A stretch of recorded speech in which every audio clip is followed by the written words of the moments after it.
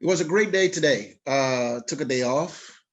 Today's Sunday, the 17th of January. Tomorrow, you're probably watching this. It'll be Martin Luther King Day. Um, my name is Star Fury with endracismforever.org.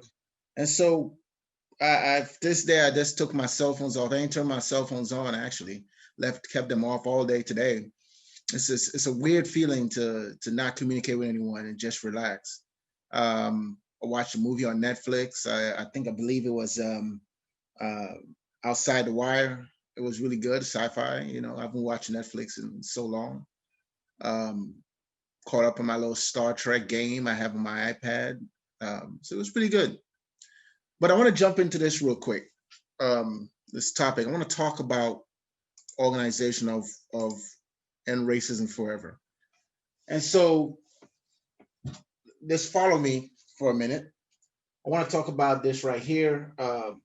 What you see right here is a hammer, uh, nail, wood, a piece of wood, and someone holding the hammer.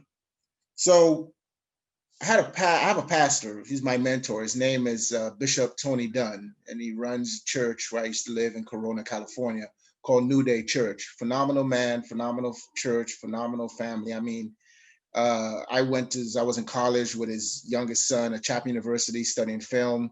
At the time, I didn't even know his dad was a pastor. And then 5 years later, my wife and I and my son moved to Corona, and we ended up being in his church.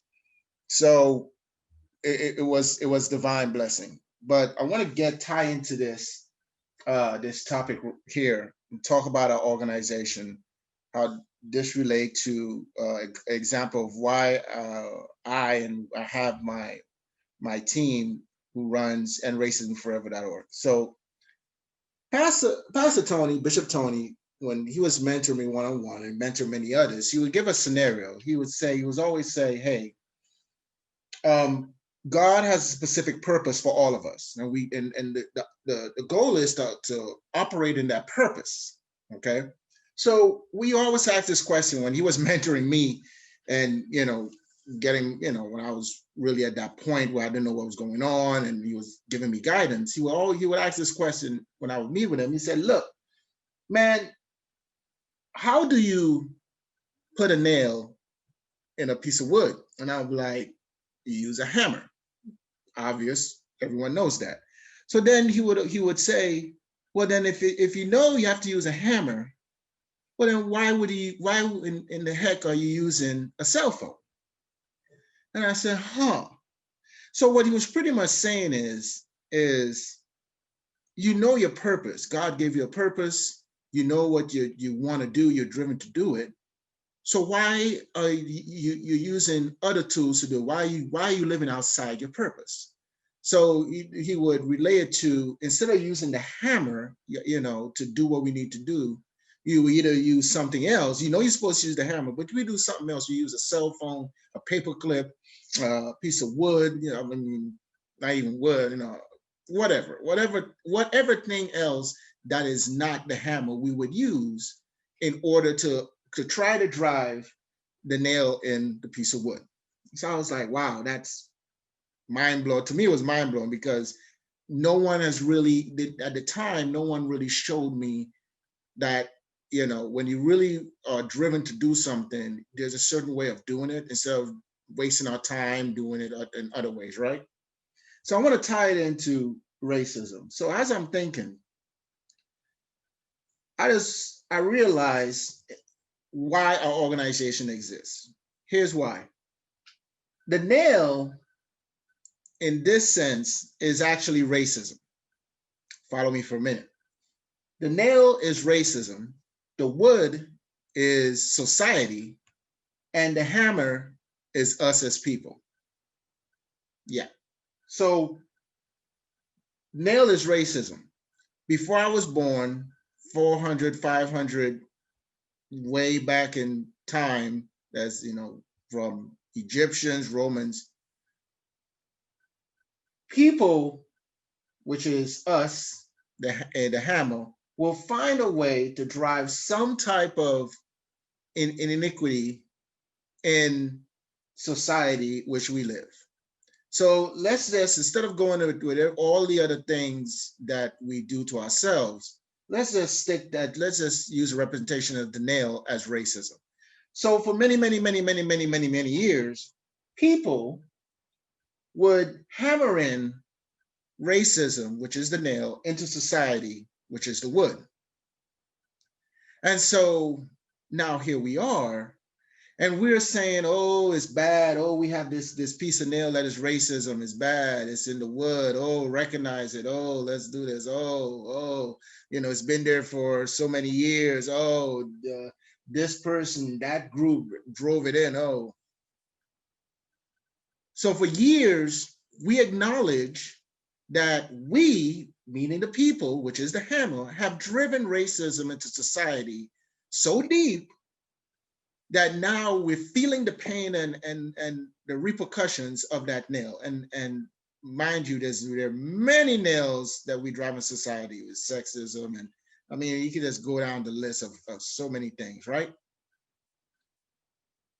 But what's important is to recognize is I'm tying in this object of the nail of what racism is.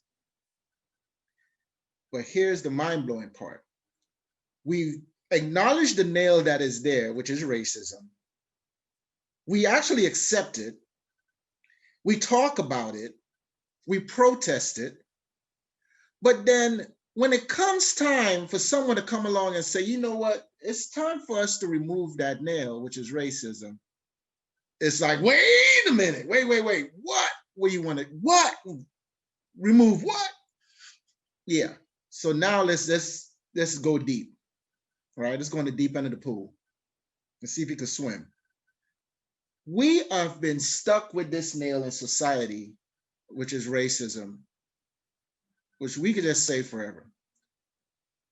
We had people that came in and examined the nail and talked about it and rallied people and Dr. Martin Luther King, like for if you watch this on Monday, you had Malcolm X, you had all sorts of people, Frederick Douglass, or everyone that you could think of will come in and say, hey,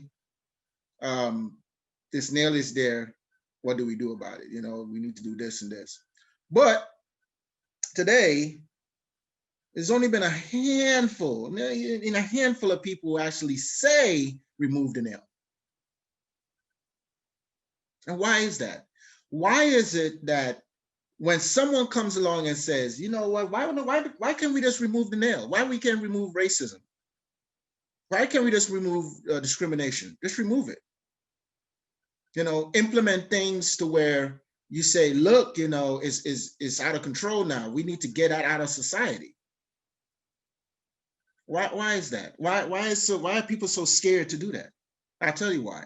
Because we've been living with it so long.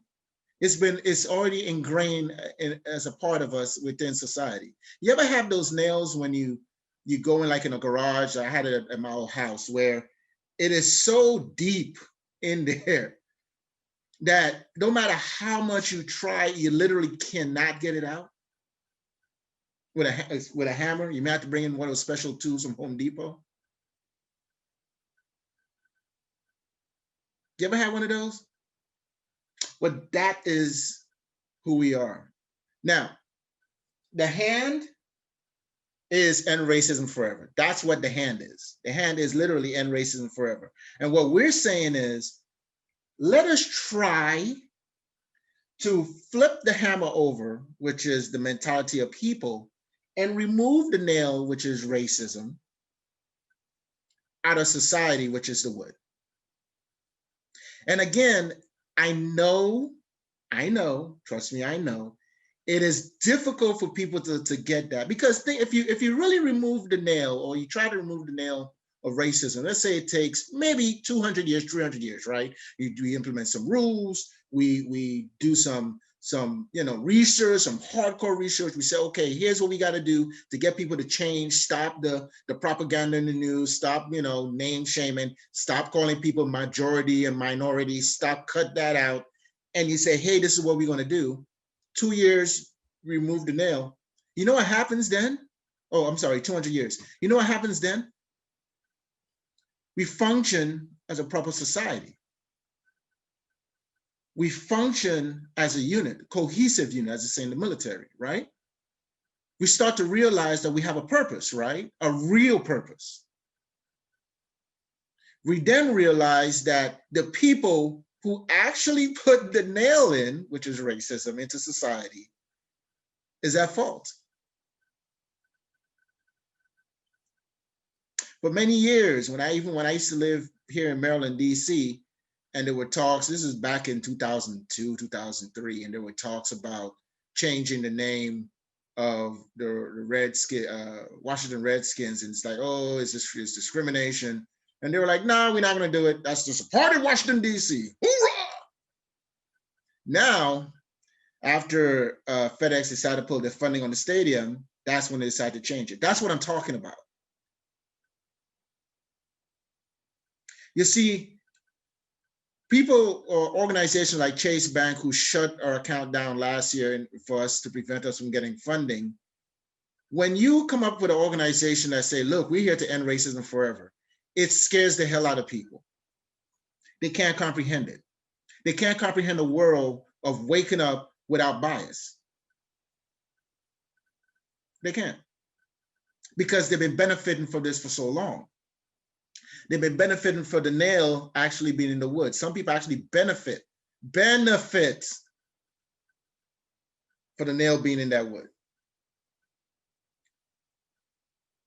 So let me just let y'all hear something. I want to play something for you. I'm gonna play this. This is, we had a virtual open discussion last Wednesday. We have another one upcoming this Wednesday. I hope you could attend. It was, is it playing? Oh, my fault. It was a great discussion. I want you to hear what these ladies, now these ladies are actually part of the church I attend. They're part of New Day Corona, California, small church in Corona that I'm still a member of, even though I'm in Maryland, I'm still a member of that church. I want you to hear what they have to say. It was pretty interesting. Take a look. So I'm saying all that to say that I've had discussions with some of my friends who just happen to be Caucasian. And there's something that's been going on in this country for years and years and years, and it bugs the heck out of me, is that when, and this is my own personal experience, when I explain to you about something that has happened to me and I know it's racial, you push it to the side and say, oh, you know, you're too sensitive, or oh no, that kind of stuff can't be happening now, or, you know, acting as though it didn't happen. So that has been just really bothersome for me, because it's almost like, you know, like they'll say something like, oh, you're just overly sensitive, or, you know, well, you know, they didn't really mean it like that. But I'm the one who experienced it, and I'm the one who has the experience of it and have had for so many years. It's so exhausting.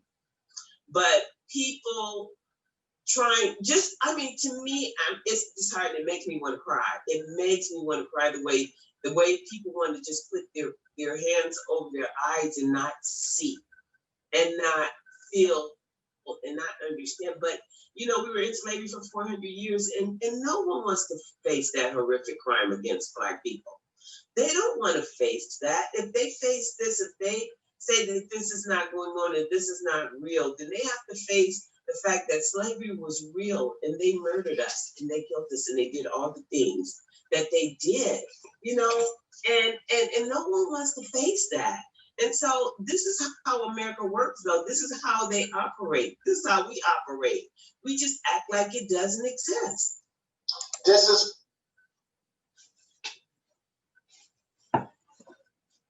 So that was Sister Crystal and Sister Stephanie, who was on they were on the discussion board, and they came out to talk about their feelings with racism. And so again, here we are. Here we are. Here we are. This is why. And this is why we're not going anywhere. We have no funding, nothing. No one's coming and say, hey, okay, let's get you going. Let's get you where we need to get you that headquarters. Nothing. But we're still going to keep going because this is what needs to happen. And I always, in my podcast, I always talk about we're not looking in the past. We know what the past is. Let's start looking in the future. And the future is, as you heard from these ladies who said it so eloquently, is that we need to face it. Nobody wants to face it. And we want to face it, but what we want to do is take the nail out, which is racism. That's what we want to do. And racismforever.org.